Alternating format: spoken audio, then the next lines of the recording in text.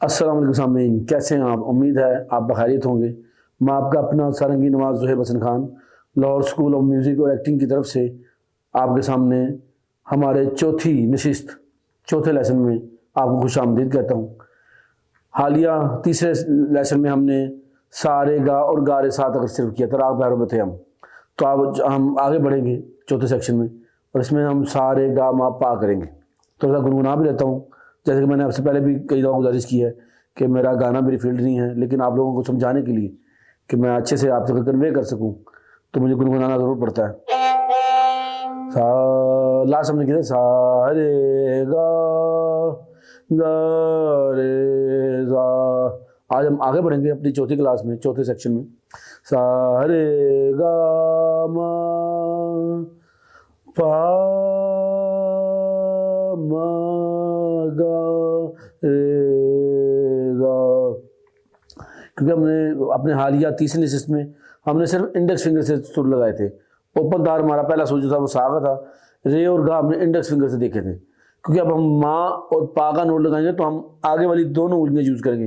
Means के माँ के लिए हम यूज़ करेंगे मिडिल फिंगर और पा के लिए हम यूज़ करेंगे रिंग फिंगर। आपके सामने मैं बजा कर दिखाता हूँ।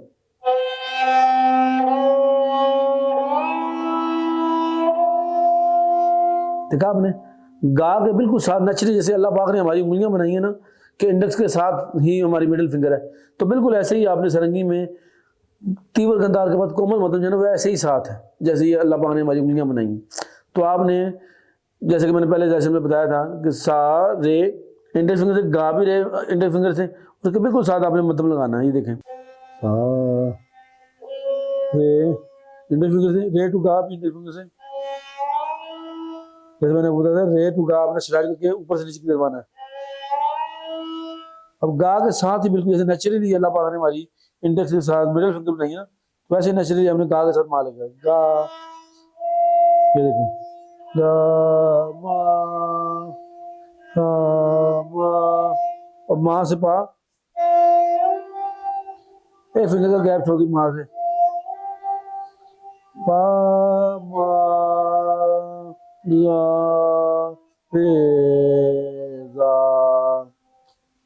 सा रे गा मा पा पा मा गा रे गा सा रे गा मा पा पा मा गा रे गा।